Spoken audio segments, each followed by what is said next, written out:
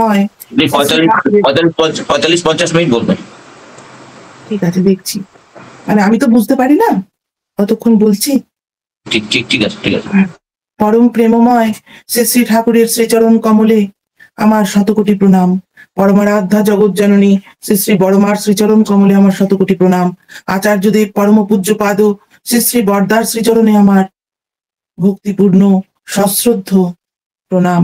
বর্তমান শ্রী শ্রী আচার্যদেবের শ্রীচরণে আমি অসংখ্য আমার প্রণাম জানাই, শ্রদ্ধা জানাই। আপনাদের সকলকে আমার রানন্দিত জয়গুরু এবং শ্রদ্ধা প্রতি প্রত্যেকের কাছে রাখি। ঠাকুরের কথা আমি বলি যখন, আমি গতবারে বলেছিলাম যে শ্রদ্ধেয় শ্রী কৃষ্ণপ্রসন্ন ভট্টাচার্য সম্বন্ধে তার ঠাকুর বাড়িতে আসা এবং তার ঠাকুরের সঙ্গে কথোপকথন, এগুলো নিয়ে একটু বলবো। তাই আমার ইচ্ছা যে দেখুন, ঠাকুরেরই বলা আলোচনা প্রসঙ্গে প্রথম খণ্ডে আছে যে প্রয়োজন মতো এক একটা কনস্টিলেশন মানে জ্যোতিষ্ক মণ্ডলী আগে পরে সবটা নিয়ে ফুটে ওঠে। মহাপুরুষ যখন আসেন তাতে অনুরক্ত সাঙ্গপাঙ্গও আসেন। এই সাঙ্গপাঙ্গদের কাজ হয় মহাপুরুষদের মিশনকে বাস্তবে ফুটিয়ে তোলা। মহাপুরুষেরা যে পদাঙ্ক রেখে যান তাই হয় ভবিষ্যৎ মানুষের চলার পথ। সাঙ্গপাঙ্গদের মধ্যে যারা যত লোক হৃদয়কে আদর্শে আকৃষ্ট করে তারা তত দেবদীপ্তিতে দীপ্তিমান হয়ে ওঠেন। মানুষ এদের কথা স্মরণ করে ভরসা পায়, প্রেরণা পায়, জীবন পায়। তাই এইরকম সাঙ্গপাঙ্গদের মধ্যে একজন হচ্ছেন শ্রদ্ধেয় শ্রীকৃষ্ণ প্রসন্ন ভট্টাচার্য। তার জন্ম হয়েছিল 1895 সালে ঢাকার দিগবাজারে। তিনি ছিলেন বরিশালের মানুষ, কিন্তু ঢাকায় তখন তার বাবা মহামহোপাধ্যায় কালীপ্রসন্ন বিদ্যারত্ন সংস্কৃত কলেজের তিনি তখন অধ্যক্ষ ছিলেন। পরে 1901 সালে যখন কলকাতায় তার বদলি হয় এবং কলকাতার সংস্কৃত কলেজের যখন তিনি অধ্যক্ষ হলেন, সেই থেকে তার কলকাতাতেই থাকা আরম্ভ হয়ে গেল। 1901 সালে তখন ছোট্ট বয়স তিনি হিন্দু স্কুলে ভর্তি হলেন, সেখানে পড়াশোনা করলেন। তারপরে প্রেসিডেন্সিতে পড়াশোনা করেছিলেন। পড়াশোনায় অত্যন্ত ভালো ছিলেন, প্রথম শ্রেণী, প্রথম থেকেই ছিলেন লেখাপড়ায়। তার জীবনে একটা ফাঁকা জায়গা ছিল, সেটা হচ্ছে ছোটবেলা থেকে মা ছিলেন না। মা এই 2-2.5 বছর বয়সে মা মারা গেছিলেন। সেই থেকে তার ভেতরে দিদি ছিলেন বাড়িতে, বিধবা দিদি, তিনি বড় করেছিলেন, কিন্তু ভেতরে একটা ফাঁকা স্তর রয়েই যায় মা না থাকলে। সেই জীবন কিরম করে এই মহাজীবনের সঙ্গে মিলে গেল সেই নিয়ে একটু আজকে কথা বলি। সেও একটা জানার জিনিস তো, যে কি করে সেই কলকাতার সেই স্থান ছেড়ে কি করে হিমায়তপুরের মতন সেই গন্ডক গ্রামে এসে তিনি উপস্থিত হলেন, তার এক বিরাট কথা। সেখানেই যাচ্ছি, আমি সেই কথা এসে পৌঁছাচ্ছি। আমি একটু ভিডিওটা অফ করে বলছি, হ্যাঁ, আবার অন করব। ঠিক আছে।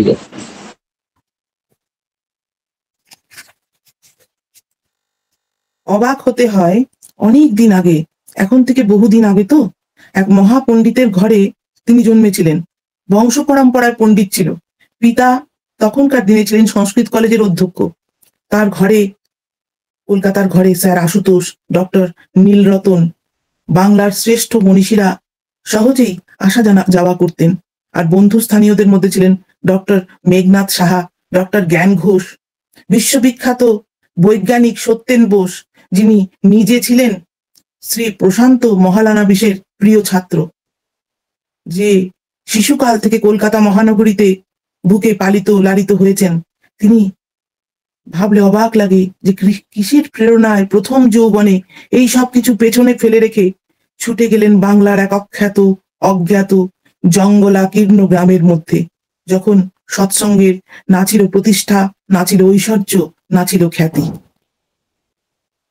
কেমন করে ঠাকুরের কাছে, সেই পরম দরদীর পরম প্রেমময় বিশ্ব আত্মার মূর্ত প্রতীক যে ঠাকুর অনুকূল চন্দ্র, তার কাছে কি করে এই জীবন গিয়ে মিলিত হয়েছিল।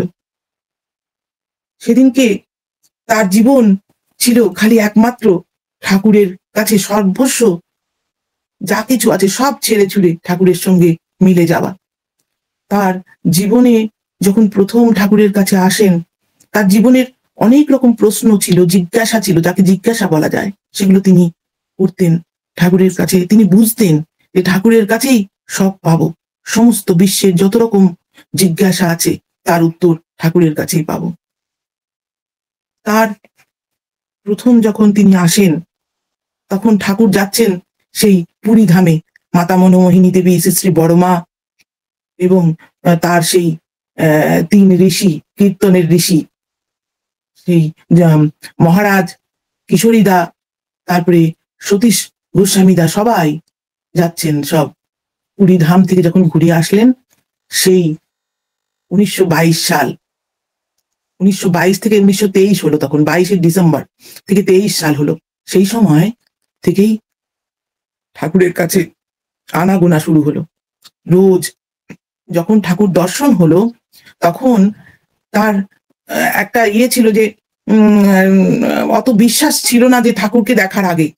তার কলকাতার যে বাড়ি ছিল, সেই বাড়িটা ভাড়া বাড়ি ছিল। তার নিচের তলায় এক ডাক্তার থাকতেন। সেই ডাক্তারের এক ছেলে ছিল। সেই ডাক্তারের ছেলে প্রায় এসে জিজ্ঞাসা করতো যে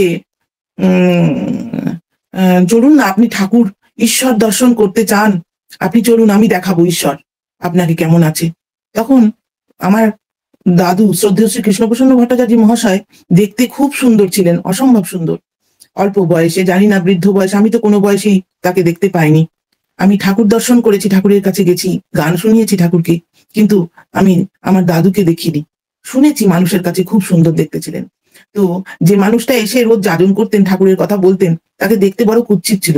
তখন দাদু ব্যঙ্গ করে বলেছিলেন, আর কি দেখতে যাব, তুমি যেমন তোমার ঠাকুরও তেমনই হবেন। এমনি করে একদিনকে ওনার মনে হলো যে এই জার্নাল গুলো যেগুলো আশ্রম থেকে বেরোয়, সেটা একটা দিত ওনাকে পড়তে। তো বিকেল সন্ধ্যাবেলায় গিয়ে যেতেন। আমার দাদুকে খুব ভালোবাসতেন আর ঠাকুরের কথা অনবরত বলতেন। তার নাম ছিল ধীরেন চক্রবর্তী। তিনি জয়নগর মজিলপুরে তার বাড়ি ছিল। সে ঠাকুর যখন জয়নগর মজিলপুর পর্যন্ত কীর্তন করতে করতে এসেছিলেন, সেই সময় বহু মানুষ দীক্ষিত হয়েছিলেন, সে তার মধ্যে তিনি একজন। তো যাই হোক, ওনাকে যখন জার্নাল দিয়ে আসলেন, পরের দিন সকালেই যখন কলেজ যাচ্ছেন, তখন ওনার হাতে দিয়ে চলে গেলেন। ওনার খুব মনে দুঃখ হলো যে পড়তে দিলাম, পড়লেন না। পরে জার্নাল খুলে দেখে যে পাতার মধ্যে প্রতিটি জায়গায় লাল কালি দিয়ে দাগ দেওয়া, এবং অত্যন্ত মনোযোগ সহকারে ওটা পড়েছেন। তারপরে হঠাৎ একদিন গরমের ছুটির সময় বললেন, চলো আমি তোমার ঠাকুর দেখতে যাব, কিন্তু কথা আছে, যদি ঠাকুর পছন্দ হয় তাহলে পরে তোমার ভাড়াও দেবো, আমার ভাড়াও দেবো, আর যদি ঠাকুর পছন্দ না হয় তাহলে তোমার আমার ভাড়া কিন্তু তুমি দেবে। তারপরে তাতেই সে রাজি যে হ্যাঁ চলো, তুমি খুব ঠাকুর ঠাকুর করো, তুমি বলো নাস্তিক, কিন্তু তোমার ভিতরে ঠাকুর খোঁজার ভীষণ, ভগবান ঈশ্বর খোঁজার ভীষণ ইচ্ছা, তুমি চলো, দেখবে কিরম ঈশ্বর হয়। তখন ওই যে নিয়ে গেলেন। তারপরে ঠাকুর দর্শন, সেই বাজিতপুর ঘাট পেরিয়ে যখন হিমায়তপুর ঘাটে এসে নৌকা ফেললো, তখন কিছু বলছেন? না, দুর্গা মায়ের ওটা আনমিট হয়ে গেছে, আমি করে দিয়েছি। বলুন। তারপরে দাঁড়িয়ে আছেন সকালবেলা, ঠাকুর নেই, খালি আশ্রম দেখছেন, কতগুলো কুটির ঘর, চারিদিকে গাছপালা, পদ্মার সুন্দর আকাশ বাতাস, পাখি ডাকছে। হঠাৎ একটা পেলব হাত এসে গলায় জড়িয়ে ধরলো, আর খটখট খড়মের আওয়াজ তার আগে পেয়েছেন, পিছন ঘুরে দেখেননি, কিন্তু পেলব হাত যখন জড়িয়ে ধরলো, কেমন আছেন দাদা, তাকিয়ে দেখেন ঠাকুর।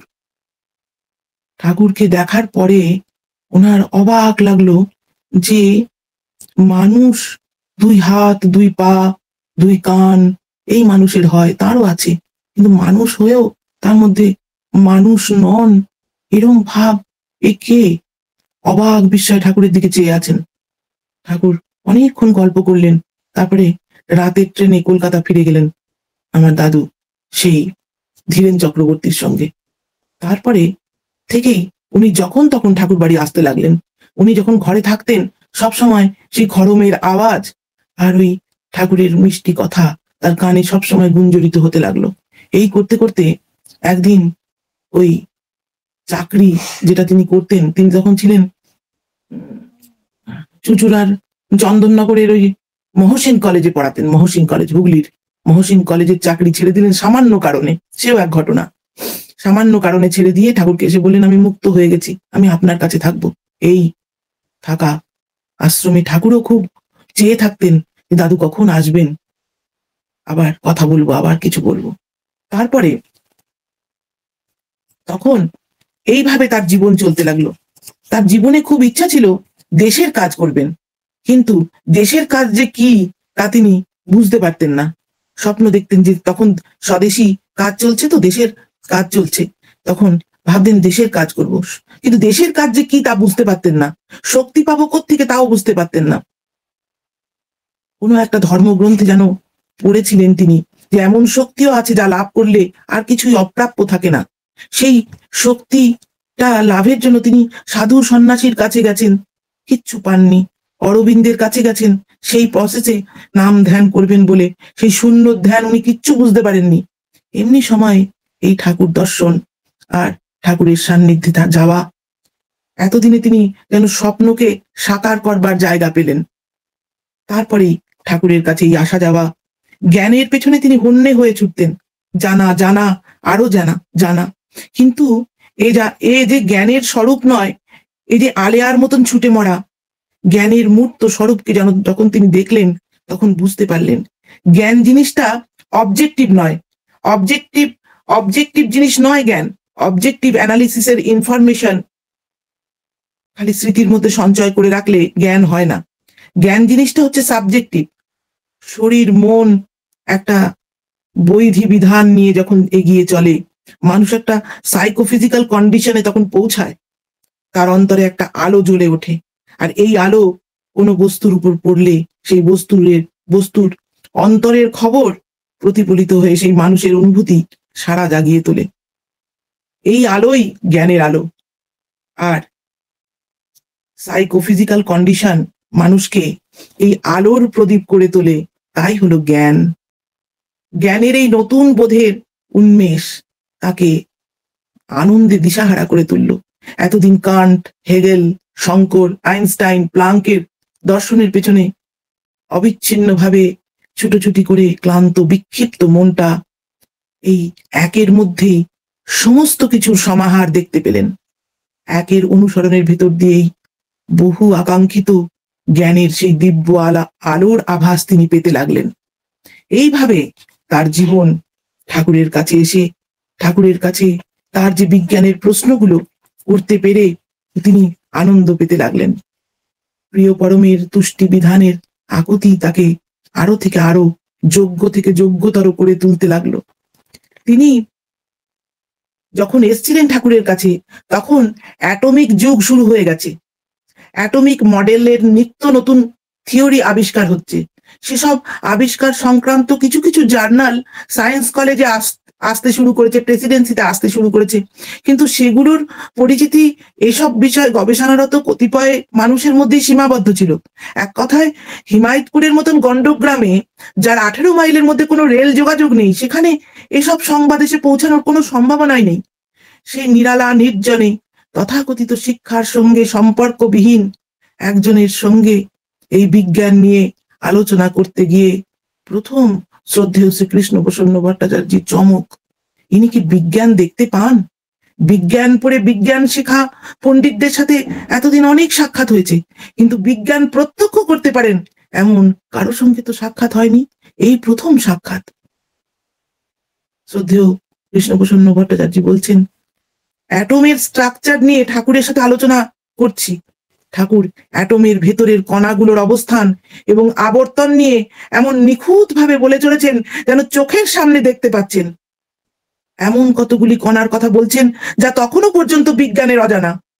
পরে যখন আবিষ্কৃত হলো, সেই নূতন আবিষ্কারের সাথে ঠাকুরের বর্ণনার হুবহু মিল দেখে শ্রদ্ধেয় কৃষ্ণপ্রসন্ন ভট্টাচার্য স্থির সিদ্ধান্তে এসে পৌঁছালেন যে ঠাকুর অনুপরমাণুর প্রত্যন্ত পর্যন্ত প্রত্যক্ষ করতে পারেন, অথচ প্রচলিত প্রথায় শিক্ষিত নন বলে কণাগুলোর নাম পর্যন্ত জানেন না। ঠাকুর মাঝে মাঝেই বলতেন, ছেলেবেলা থেকেই অনেক কথা আমার মনে হতো, অনেক কিছু আমি দেখতে পেতাম, কিন্তু এগুলোর যে কোনো অর্থ আছে তা আমি বুঝতে পারতাম না। কেষ্টদা আসার পরে কেষ্টদার কাছে শুনলাম এগুলোর সব অর্থ আছে। আমি যেন কথা বলার ভাষা খুঁজে পেলাম। একদিন এইভাবে ঠাকুরের সঙ্গে অনবরত বিজ্ঞান নিয়ে আলোচনা তার চলত। একদিন শ্রদ্ধেয় কৃষ্ণপ্রসন্ন ভট্টাচার্য মহাশয় আইনস্টাইনের আপেক্ষিকত্ব নিয়ে ঠাকুরের সঙ্গে আলোচনা করছেন। আপেক্ষিক তত্ত্ব, থিওরি অফ রিলেটিভিটি নিয়ে। ঠাকুর বালিশে হেলান দিয়ে কাত হয়ে শুয়ে অভিনিবেশ সহকারে শুনছেন। মাধ্যাকর্ষণের আলোর গতিপথ যে বাঁক খেয়ে যায় তাই নিয়ে কথা হচ্ছে। কেষ্টদা একটা উদাহরণ দিয়ে বোঝানোর জন্য বললেন, একটা অসীম ক্ষমতা সম্পন্ন টর্চ লাইট যদি এখান থেকে অসীম শূন্যে ফোকাস করা যায়। ঠাকুর আধশোয়া অবস্থা থেকে ঝট করে উঠে বসলেন। বসে বললেন, কেষ্টদার মুখের অসম্পূর্ণ কথাটা কেড়ে নিয়ে হাত ঘুরিয়ে দেখিয়ে বলে উঠলেন, এমনি করে আবার এখানেই ফিরে আসবে বলে বেঁকিয়ে হাত দিয়ে দেখালেন। এইভাবে শ্রদ্ধেয় কৃষ্ণপ্রসন্ন ভট্টাচার্য মহাশয় প্রতিনিয়ত অনুভব করতে লাগলেন জ্ঞান বিজ্ঞানের যে কোনো বিষয়ে শ্রী শ্রী ঠাকুরের দর্শনে সত্যের আলোটা কি অদ্ভুত পরিচ্ছন্ন ভাবে ফুটে উঠছে। জ্ঞান বিজ্ঞান শাস্ত্র দর্শনের যেখানে যা কিছু আছে ঠাকুরের সামনে হাজির করে তাঁর দর্শনের আলোয় পরিশুদ্ধ করে তোলার নেশা কেষ্টদাকে পেয়ে বসল। আর এরই জন্য কেষ্টদার যা কিছু পড়াশোনা, আহরণ, নিয়ন্ত্রণ চলতে লাগলো। এইভাবে তিনি ঠাকুরের কাছে সত্যের রূপটা পরিষ্কারভাবে দেখার জন্য তন্ন তন্ন করে বই খাতা ঘেটে পড়াশোনা সারাদিন করতেন। যা কিছু আছে সবের মধ্যে এই বিশ্বস্রষ্টা পরম প্রেমময় শ্রী শ্রী ঠাকুরের কাছে সবকিছু এসে খুলে বলতেন এবং তার কাছ থেকে একটি একটি করে শুনে পরিচ্ছন্নভাবে সেগুলো বুঝতেন, জানতেন। এতদিনকার ডালে ডালে অন্বেষণ এবার মূলে এসে সংহত হয়ে উঠল। বিশ্ব সৃষ্টির মূল কারণের সাকার এই রূপের সাথে ভালোবাসার টানে কেষ্টদা যতই একাত্ম হয়ে উঠতে লাগলেন, নিজের শরীর মনের বৈধানিক বিন্যাসও পূর্ণতার পথে তত বিকশিত হয়ে উঠতে লাগলো। আর এই একের সাথে যোগের সূত্র ধরেই বিশ্ব ব্রহ্মাণ্ডের সাথে নিজের যোগের স্বরূপটাও উন্মোচন হতে লাগলো। এইভাবে তিনি ঠাকুরের কাছে তার সবকিছু জিজ্ঞাসা, প্রশ্ন সবকিছু তার কাছে করতেন। তিনি বুঝতে পারতেন যে ঠাকুরের কাছে সবকিছু আছে, সবকিছু ঠাকুরের কাছে পাওয়া যাবে। তিনি অযৌক্তিক কোনো কিছুকে তিনি কখনোই আমল দিতেন না, অথচ ঠাকুরের কাছে যে সব রকম যুক্তি তিনি পেয়েছিলেন। ঠাকুর ইংরাজি ভাষাটা কতটুকু জানেন তা তিনি ভালোভাবে কিছুটা তো জানতেন, তাও ইংরেজিতে বাণী দেবার আবেদন তিনি করতে থাকতেন। কোনো যুক্তি আপাত অযৌক্তিক এই কাজ মনে হতে পারে কারো কাছে, কিন্তু কেষ্টদা বরাবর ঠাকুরকে বলতেন যে প্রথম যখন ইংরাজিতে কিছু বলার জন্য আমি আপনাকে বলি তখন আপনি হেসে উড়িয়ে দিছিলেন, বলেছিলেন আপনার কি মাথা খারাপ হয়েছে, আমি ইংরাজিতে বলবো কেমন করে, আমি কি ইংরেজির কিছু জানি? কিন্তু কেষ্টদার মনে দৃঢ় বিশ্বাস যে তিনি ইংরেজিতে বলতে পারবেন। এই দৃঢ় বিশ্বাসে নাছর বান্দার মতন লেগে রইলেন। সময় এবং মনোভাব বুঝে বুঝে মাঝে মাঝে অনুরোধ চালিয়ে যেতেন। কাগজ কলম সাথে নিয়ে কেষ্টদা সবসময় প্রস্তুত হয়েই ঠাকুরের কাছে যেতেন। হঠাৎই একদিন বর্ষণ শুরু হয়ে গেল। কেমন করে? একদিন বাথরুম থেকে ঠাকুর হঠাৎ চিৎকার করে ডাকলেন, কেষ্টদা এসে গেছে। কেষ্টদা দৌড়ে বাথরুমে গিয়ে ঢুকলেন। ঠাকুর যখন তার উদাত্ত সুরেলা কণ্ঠে বলে চলেছেন, the booming commotion of existence, বিস্ময়ের ধাক্কায় কেষ্টদার হাত থেকে কলমটা ছিটকে বেরিয়ে গেল। কম্পিত হৃদয়ে তাড়াতাড়ি কলমটা তুলে নিয়ে কেষ্টদা লিখে চললেন। উৎস মুখ খুলে গেল। জীবনের নতুন খাতে সেই মন্দাকিনী ধারা এবার প্রবাহিত হতে লাগলো। শ্রী শ্রী ঠাকুর রচিত ইংরাজি সাহিত্যের এই পটভূমিকা লোক চক্ষুর আড়ালে রয়ে গেল, কিন্তু ঘটনাটা এইটাই। তাই ঠাকুর প্রায় বলতেন, আমি যা দিয়েছি সে কেষ্টদার উস্কানিতে। কেষ্টদা যখন বলতে লাগলো ইংরেজিতে দেন, ইংরেজিতে দেন, আমি তো মনে মনে হাসতাম। তারপর ফাজলামি করে বলা শুরু করলাম। ওরা বলল, হয়, হয়তো হয়। রোগ চেপে গেল। যা মনে মনে আসতে লাগলো, যেন মেঘগুলো উড়ে উড়ে যেত, আর আমি ধরে ধরে ধরে ছুঁড়ে ছুঁড়ে ফেলতাম। হঠাৎ যদি একটা ওয়ার্ড ড্রপ করে যেত, তখন জিজ্ঞাসা করলে কিন্তু আর বলতে পারতাম না। তাই নিয়ে ওদের ঘন্টার পর ঘন্টা মাথা ঘামাতে হতো। তারপর কেষ্টদা আবার ছড়া চাইলো। আমি কি ছড়া বলতে পারি? ছোটবেলায় সবাই যেমন লেখে, আমিও হয়তো কবিতা দুই একটা লিখেছি। কেষ্টদার ঠেলায় বলতে আরম্ভ করলাম, বললাম। এইভাবে তার নানাভাবে নানা জায়গায় বলা আছে। আলোচনা প্রসঙ্গের অষ্টম খণ্ডে বলছেন, আমি যে কোনোদিন ইংরেজিতে কিছু বলতে পারবো তা কখনো ভাবিনি। কেষ্টদা নাছোড়বান্দা হয়ে যখন চেপে ধরলো, তার হাত থেকে রেহাই পাবার অ্যাটিচিউড নিয়ে বলতে শুরু করলাম। ভাবলাম আমি যে পারি না সেটাই বুঝিয়ে দিই। সেটা বুঝতে পারলে তো বারে বারে আর বলবে না। খেলার ছলে বলতে আরম্ভ করলাম। ওরা বলল যে বেশ হচ্ছে। তখন ভাবলাম হয়তো হোক, পরম পিতার যদি মর্জি হয়ে থাকে আমাকে দিয়ে কিছু বলাবার, আমার আপত্তির কি আছে? এমনতর অনেক সময় অ্যাফেয়ার গুলির সঙ্গে ওয়ার্ডগুলি যেন নাচছে মনে হতো। সেইভাবে কেষ্টদা সবকিছু জিজ্ঞাসা করতেন। একদিন রামেশ্বর দা হিন্দিতে কিছু কথা বলছেন। ঠাকুর হাসতে হাসতে বললেন, রামেশ্বর দা যদি মাঝে মাঝে আসে তাহলে বোধহয় হিন্দিতে আমার মুখ থেকে কথা বেরোয়। কেষ্টদা বলছেন, আপনি ইচ্ছা করলেই হিন্দিতে কথা বলতে বলা কেন, হিন্দিতে বানিয়েও দিতে পারেন। ঠাকুর হেসে বললেন, আপনি বুঝি আমাকে আবার ট্যাংলাতে শুরু করলেন? আপনার অসাধ্য কাম নাই। কলে কৌশলে কিভাবে যে উস্কায় দেন ঠাকুরই পাওয়া যায় না। ইংরেজিতে বানিয়ে দেবো, ছড়া বলবো, এসব কথা তো আমি কোনোদিন স্বপ্নেও ভাবিনি। আপনি আমাকে খেলায় নামাইছেন, এখন আবার আর এক হুজুগ তুলতেছেন। তা পরম পিতার ভান্ডার হাতে পাইছেন, তা থেকে নিয়ে নেন যা পারেন। নৃত্য ভঙ্গিমায় বললেন, আমি তো নাচুনি নাচেই আছি। আলোচনা প্রসঙ্গের নবম খণ্ড থেকে উদ্ধৃতি এটা। এইভাবে যাই হোক, তিনি সর্বক্ষণ ঠাকুরের সঙ্গে তার জীবন জড়িত থাকতো। তার সর্বদা এই মহাজীবনের সঙ্গে যখন তিনি যুক্ত হয়ে গেলেন, তার জীবনের জ্যোতি, তার জীবনের স্ফুরণই অন্যরকম হয়ে গেল। তারপরে তার সেই কথা বলা ভঙ্গিমা, বাচন ভঙ্গি, যা কিছু পেয়েছিলেন সব ঠাকুরের দয়া। তার কাছে তিনি যখন সেই শ্রীরামপুরের টাউন হলে এক সভা হচ্ছে, সেখানে শিক্ষা বিষয় নিয়ে আলোচনা হচ্ছে, বেশ ভিড় হয়েছে। তার মধ্যে ছাত্র সংখ্যাই বেশি, কয়েকজন প্রফেসরও আছেন। তাছাড়া শহরের বহু বিশিষ্ট ব্যক্তির সমাবেশ ঘটেছে। সভা আরম্ভ হলো, আর কয়েকজনের বক্তৃতাও হয়ে গেল। সর্বশেষ বক্তা হলেন কেষ্টদা। সভাপতি আহ্বান করলেন, এবার আমি সৎসঙ্গের ঋত্বিক আচার্য শ্রী কৃষ্ণপ্রসন্ন ভট্টাচার্য মহাশয়কে কিছু কথা বলতে আহ্বান করছি।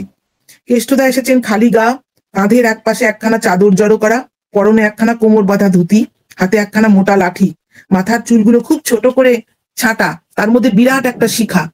আধুনিকতার কোনো চিহ্ন তার শরীরের মধ্যে নেই। তার উপর সভাপতি পরিচয় করে দিচ্ছেন ঋত্বিক আচার্য বলে। উপাধিটা এমনি একটু সংস্কৃত ঘেঁষা। উপস্থিত শ্রোতৃমণ্ডলী তাকে একজন টোলের পণ্ডিত বা এরম কিছু মনে করছে।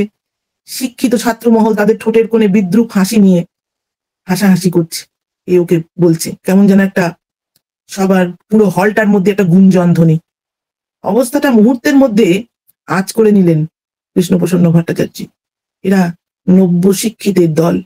অবাধ্য দাম্ভিকের দম্ভ গোড়াতেই যদি চূর্ণ করা যায় তাহলে কথা শুনবার উপযোগী হবে। কেষ্টদা বক্তৃতা আরম্ভ করলেন। পদার্থবিদ্যায় সর্বোচ্চ ডিগ্রিটি নিয়ে যখন প্রথম স্থান অধিকার করে বেরিয়ে এলাম, তখন ইউনিভার্সিটি পরিয়ে দিল আমার গলায় একটা সোনার মেডেল। সেটা সবাই দেখলো। অর্থাৎ গোড়াতেই নিজের পরিচয় বুঝিয়ে দিলেন, আমি ফিজিক্সের ফার্স্ট গোল্ড মেডেলিস্ট। তাকে দেখে ছেলেদের ঠোঁটের কোণের চাপা হাসি সঙ্গে সঙ্গে মিলিয়ে গেল। চোখের দৃষ্টিতে ফুটে উঠেছে বিস্ময়ের চিহ্ন। মুহূর্তে সব গুঞ্জন থেমে গিয়ে সভাক্ষেত্র একেবারে নিস্তব্ধ। তিনি তখন বলছেন, কিন্তু তার সঙ্গে অদৃশ্য আর একটা মালা পরিয়ে দিল, যা রইল সবার অগোচরে। সেটা হলো আমার অহমিকার মালা। এলাম শ্রী শ্রী ঠাকুরের কাছে। তিনি বললেন, বারে শিক্ষা, যত বেশি ডিগ্রিধারী তত বেশি আনএডুকেটেড। বিদ্যা বিনয় দান করে, এ হচ্ছে প্রাচীন ভারতীয় শিক্ষার আদর্শ। বিদ্যা অহংকারের পুষ্টি দেয়, এ হচ্ছে আমাদের নব্য ইউরোপীয় শিক্ষার ধারা। তারপর চলল তার অগ্নিগর্ভ ভাষণ, প্রাচ্য ও প্রতীচ্যের শিক্ষার আদর্শ নিয়ে তুলনামূলক বিচার। সবাই শুনছে। জীবনের প্রয়োজনে তার মূল্য নিরূপণ। সর্বশেষে প্রাচ্য ও প্রতীচ্য শিক্ষাধারার মধ্যে শ্রী শ্রী ঠাকুরের বিশিষ্ট অবদানই বা কি, তা নিয়ে বিশেষ বিশ্লেষণ করে দেখিয়ে দিলেন তিনি। শ্রোতৃমণ্ডলী চমৎকৃত হয়ে তার কথাগুলো শুনতে লাগলো। এইরকম তার অগ্নিগর্ভ ভাষণ ছিল, বক্তৃতা ছিল। আরেকবারের ঘটনা, জামশেদপুর টাউন হল, মিলনী হল, সেখানে একটা সভার আয়োজন। সভাপতি হলেন টাটা কোম্পানির ওয়ার্কস ম্যানেজার। এই ওয়ার্কস ম্যানেজারের কৃপাদৃষ্টির উপরই অফিসারদের ভাগ্য নির্ভরশীল। সেই ওয়ার্কস ম্যানেজার যেখানে সভাপতি, বলা বাহুল্য সেই সভায় অফিসাররা ভিড় করে এসছে। তাদের হাবে ভাবে এটা স্পষ্ট বোঝা যাচ্ছে, সৎসঙ্গের আদর্শ জানবার চাইতে ম্যানেজারের মনোরঞ্জন করাই তাদের আসল উদ্দেশ্য। সেই জন্যই তাদের আশা। যথারীতি সভা আরম্ভ হলো। কয়েকজন বক্তা বক্তৃতা দেওয়ার পরে কেষ্টদা বক্তৃতা দিতে আরম্ভ করলেন। তিনি বক্তৃতার আরম্ভেই বললেন, জামশেদপুরে এসে দেখলাম এখানে একটা মহাজাতির সম্মেলন হয়েছে। ভারতের প্রত্যেক প্রদেশ থেকে তার প্রতিনিধি এসে জড়ো হয়েছে। বহির্ভারতের সুদক্ষ কর্মীগণ এখানে সমাবেশ ঘটেছে। বিরাট শহরের বুকে বহু বিচিত্র জাতির মেলা।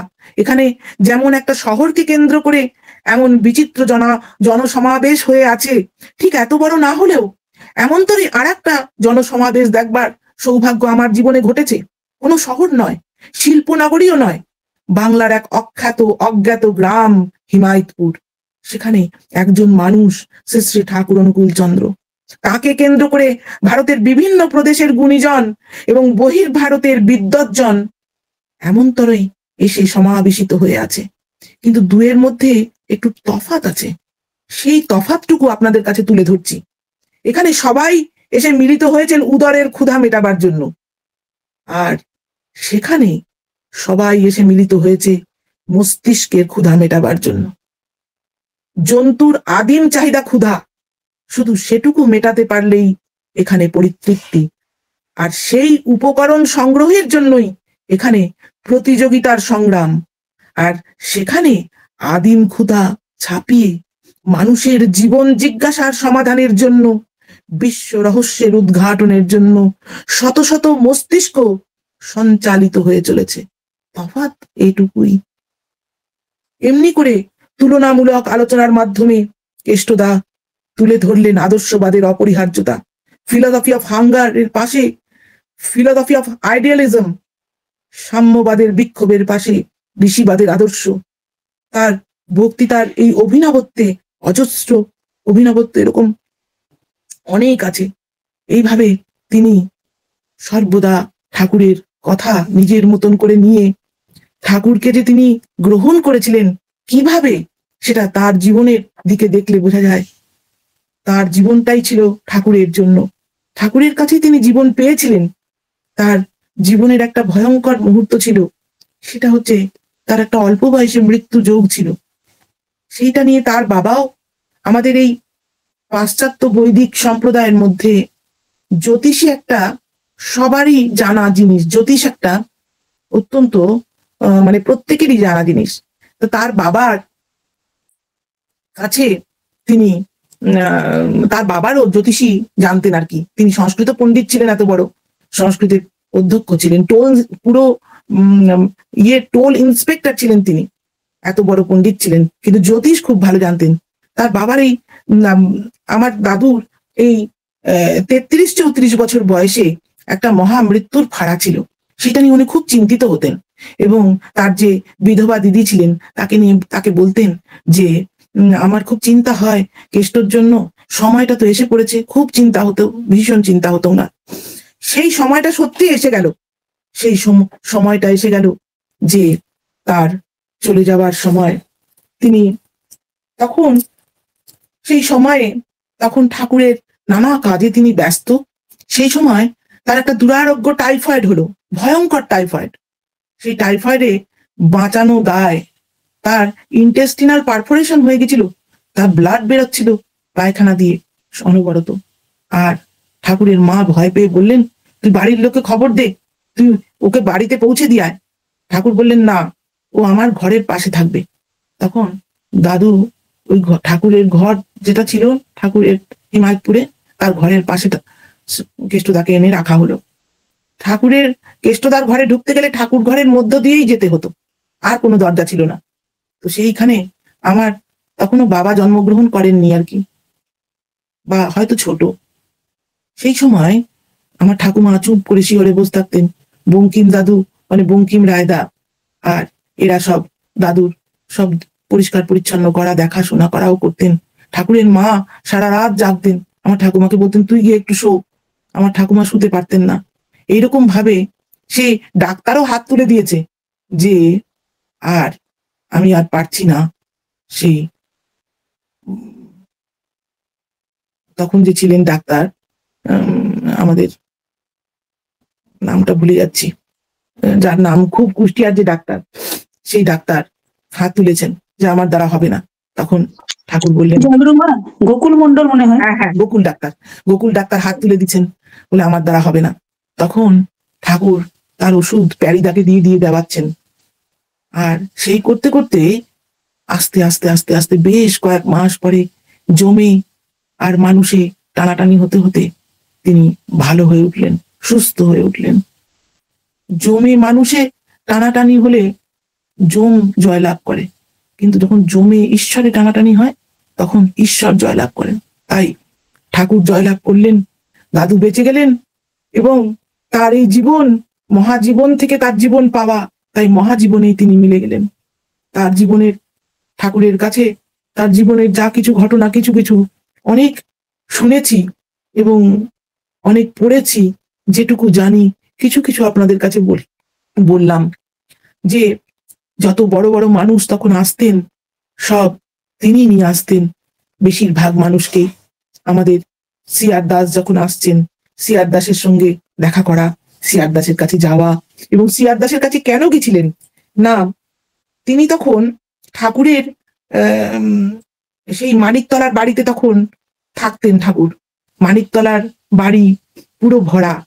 সেই সময় যখন বৈদ্যুতিক ঠাকুরের ইচ্ছা যে বায়ুচালিত বৈদ্যুতিক যন্ত্র আবিষ্কারের, নানা রকম তখন আবিষ্কার চলছে। ঠাকুরের সেই বিশ্ববিজ্ঞান, ঠাকুরের বালিকা বিদ্যালয়, তপোবন বিদ্যালয়, আস্তে আস্তে সব প্রতিষ্ঠা হচ্ছে, বিশ্ববিজ্ঞান কেন্দ্রের গোড়াপত্তন তখন চলছে। সেই সময় সেই পল্লী গ্রামখানাকে সুন্দরভাবে সাজিয়ে উঠছে, সে নতুন রূপ ধারণ করছে। সেই সময় সেইখানে দাদু গেছিলেন যে বৈদ্যুতিক যন্ত্রটা কি করে, সেই বায়ুচালিত বৈদ্যুতিক যন্ত্রটা কি করে কোন কারখানায় ভালো করে করা যায়, এই নিয়ে তিনি কলকাতায় গেছিলেন। আর এই ঠাকুরের শ্রী শ্রী ঠাকুরের এই উদ্ভাবনটিকে মূর্ত করবার জন্য সাহায্য প্রার্থী হয়ে তিনি প্রথম দেশবন্ধুর কাছে গেলেন। তখন সবেমাত্র স্বরাজ্য দল গঠন হয়েছে। কথায় কথায় অনেক কথা উঠল, সৎসঙ্গ আশ্রমের কথা উঠল। তিনি বললেন, কোন সৎসঙ্গ আশ্রম? পাবনার? দাদু তখন বললেন যে হ্যাঁ, পাবনার সৎসঙ্গ আশ্রম। তো বলে হ্যাঁ হ্যাঁ, আমি তো বারিনের কাছে অনেক শুনেছি। অরবিন্দ ঘোষের ভাই যে বারিন ঘোষ, সে যখন দ্বীপান্তরিত হয়েছিল, সে দ্বীপান্তরের পরে এসে কিছুদিন সৎসঙ্গ আশ্রমে ছিলেন।